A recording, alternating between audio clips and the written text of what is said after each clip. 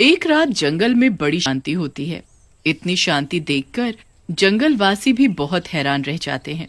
हिरन तोते से बोलता है, अरे तोतू, आज तो जंगल में बहुत शांति है। कौनो घटना होनी है का? बहुत मनूस हो तुम हिरन भाई। अरे शांति वैसे ही नहीं हो सकती क्या? जरूरी है कोई घटना हो। तोतू गुस्से में हिरन से बोलता है। ऐसा कहकर तोतू तोता हिरन को चुप करा देता है। आधी रात होते ही जंगल में चारों तरफ धुआं ही धुआं छा जाता है और धुएं के बीच में एक चुड़ैल निकलती है।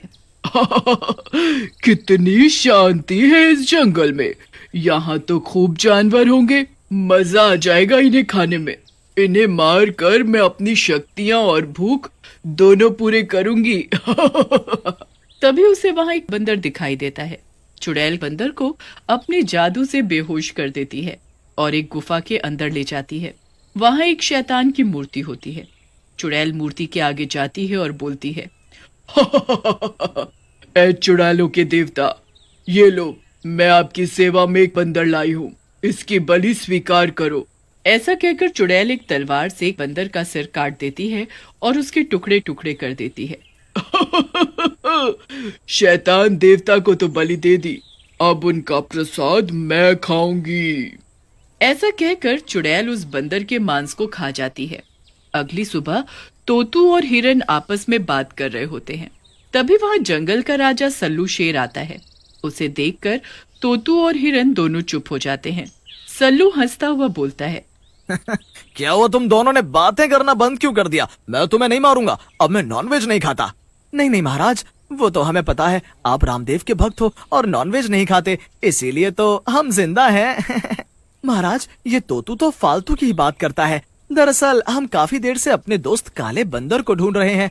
वो अपने पेड़ पर भी नहीं है, पता नहीं कहाँ गायब हो गया है वो। तुम दोनों चिंता मत करो, ढूंढो कहीं कोई नशे वाला फल ना खा लिया हो। अच्छा, अभी मैं चलता हूँ, अभी हमारा स्विमिंग का टाइम हो रहा है। कोई मदद चाहिए हो तो हमारे महल वाली गुफा में आ जाना। ऐसा कहकर सल्लू शेर वहां से चला जाता है। उसी रात चुड़ैल फिर से अपनी गुफा से निकलती है और अपने शिकार की तलाश करने लगती है। तभी उसे गोरा नाम का भालू दिखता है जो एक चट्टान पर सो रहा होता है।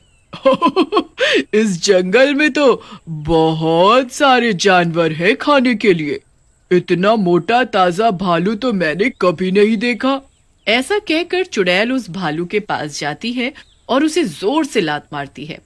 भालू उठ जाता है। कौन है जिसे अपनी जान प्यारी नहीं? मसल दूंगा अपने इन ताकतवर हाथों से।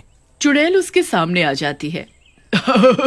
वो मैं हूँ भालू महाराज, जिसे अपनी जान नहीं प्यारी।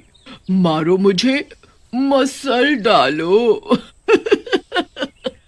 लेकिन चुड़ैल को अपने सामने देखकर घबरा जाता है और वहां से भागने लगता है। लेकिन भारी शरीर होने के कारण वो ज्यादा जोर से नहीं भागता। पहली बार अपने भारी शरीर पर गुस्सा आ रहा है। इस शरीर की वजह से मैं भाग भी नहीं पा रहा हूँ। चुड़ैल भालू के सामने आ जाती है और उसे जादू से बेहोश कर देती है। कहाँ तक भागोगे भालू महाराज? तुम तो वैसे भी फुटबॉल जैसे मोटे हो। फिर चुड़ैल भालू को उठाकर अपनी गुफा में ले जाती है और अपने शैतानी देवता के आगे उसकी भी बलि चढ़ा देती है और उसका मांस खा जाती है। अगली सुबह गोरा भालू का बेटा गोलू भालू रोता हुआ जंगल में घूम रहा होता है।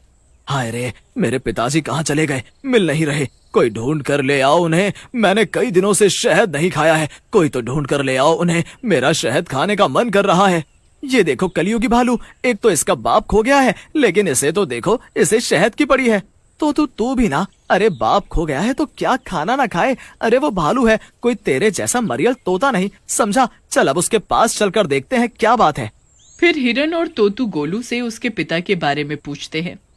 गोलू से जानकारी लेने के बाद हिरन उन दोनों से कहता है, ये तो बड़ी गंभीर बात लगती है। हमें महाराज सल्लू के पास जाना चाहिए। वो ही हम सब में से ज्यादा समझदार और शक्तिशाली हैं। वो ही कुछ कर सकते हैं और फिर वो जंगल के राजा भी हैं। ऐसा कहकर हिरन तोतू और गोलू भालू सल्लू शेर से मिलने के लिए चले जाते हैं। हिरन गुफा के बाहर से शेर को आवाज लगाता है, अरे महाराज बाहर निकलिए, हम सब बड़ी मुसीबत में हैं, जल्दी बाहर आइए। अरे राधा रानी, आप जाकर देखो ये हिरन क्यों चिल्ला रहा है, हम अभी आते हैं।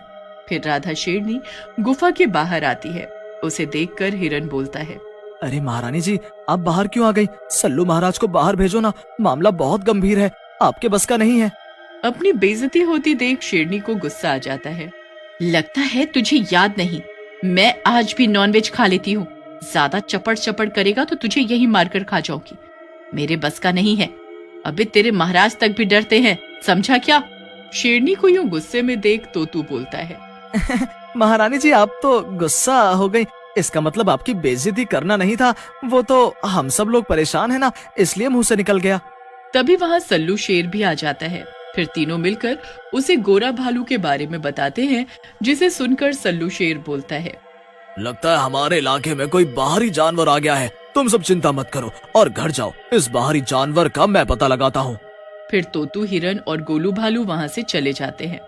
उनके जाने के बाद शेर अपनी पत्नी शेरनी से कहता है, राधा, ये किसी जानवर का काम नहीं है, क्योंकि अगर कोई जानवर होता तो अपने जासूस जानवर इसके बारे में जरूर बता देते। ये कोई और ही है जिसका पता हमें लगाना पड़ेगा। उसी रात चुड़ैल फिर से जंगल में शिकार के लिए निकलती है, लेकिन उसे उस रात कोई शिकार नहीं मिलता।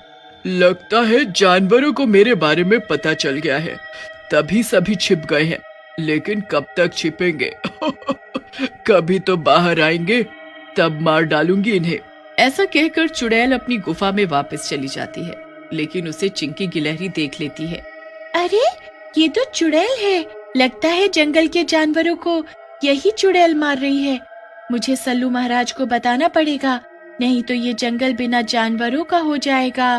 फिर चिंकी गिलहरी सल्लू शेर के पास जाकर उसे चुड़ैल के बारे में बताती है। वहाँ राधा शेरनी भी बैठी सारी बातें सुन रही होती है, जिसे सुनकर राधा सल्लू से बोलती है, महाराज, आपको कुछ करना होगा, नहीं तो ये सब जानवरों को और फिर उसके बाद हमें भी मार डालेगी। ये चुड़ैलें बहुत ताकतवर होती हैं, इनसे तो इंसान भी डरते हैं। तुम सही कह रही हो राधा, मैं कुछ करता हूँ, तुम चिंता मत करो। ऐसा कहकर सल्लू शेर वहाँ से चला जाता है और जंगल में बनी एक कुटिया में घुस जाता है। वहाँ एक साधु तपस्या कर रहे होते हैं। साधु सल्लू को देख मुस्कुराते हुए बोलते हैं, क्या हुआ सल्लू शेर, क्यों घबराए हुए दिख रहे हो? कोई ज्यादा शक्तिशाली शेर आ गया क्या जंगल में? अरे नहीं बाबा, कोई ज्यादा ताकतवर शेर होता तो मैं उससे निपट लेता, पर ये तो चुड़ैल है, इससे कैसे मुकाबला करूं? फिर सल्लू बाबा को सारी बात बताता है, जिसे सुनकर बाबा बोलते हैं, ये तो सचमुच बहुत गंभीर बात है। इस चुड़ैल का कुछ करना होगा, नहीं तो ये सारे जंगल को मार डालेगी। फिर बाबा ध्यान लगाकर बैठ जाते हैं और थोड़ी देर बाद बोलते हैं, सल्लू बेटा, चुड़ैल की जान एक शैतान की मूर्ति में कैद है। तुम वो मूर्ति तोड़ दो, वो चुड़ैल भी गायब हो जाएगी। वो मूर्ति चुड़ैल की गुफा के अंदर है। फिर सल्लू बाबा से आज्ञा लेकर वहाँ से निकल जाता है और रात में हिरन, तोतू और राधा के साथ चुड़ैल की गुफा के सामने आकर बोलता है, बेटा हिरन, तू यहीं खड़ा रह, ये चुड़ैल जैसे ही तुझे अंदर ले जाएगी, मैं और राधा पीछे से आकर उस मूर्ति को तोड़ देंगे, समझा क्या? समझ गया महाराज, आप मुझे बलि का बकरा बना रहे हो, लेकिन मैं नहीं जाऊंगा अंदर। हिरन की बात सुनकर राधा बोलती है, तू अंदर नहीं जाएगा तो मैं तुझे मार डालूंगी। पता है ना कि मैं नॉन वेजिटेरियन हूँ, समझा? अब जा अंदर। राधा के डर से हिरन गुफा के अंदर चला जाता है।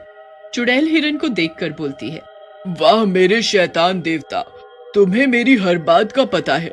मुझे भूख लगी है ये भी पता है, इसलिए मैं आपकी भक्त हूँ। इसका नरम नरम मांस मैं चटकारे लेकर खाऊंगी। तभी वहाँ सल्लू और राधा भी आ जाते हैं। दुष्ट चुड़ैल, हिरन को तो तू तब मार पाएगी जब हम तुझे ऐसा करने देंगे। आज तेरी मौत हमारे हाथों होगी। ऐसा कहकर राधा चुड़ैल पर हमला कर देती है, लेकिन चुड़ैल अपने जादू से उसे बांध देती है। तुम जैसे जानवरों के बस का नहीं है मुझे मारना, समझे? लेकिन तभी सल्लू वो शैतान की मूर्ति को नीचे गिरा देता है। मूर्ति गिरते ही टूट जाती है और चुड़ैल भी गायब होने लगती है और थोड़ी देर में पूरी गायब हो जाती है।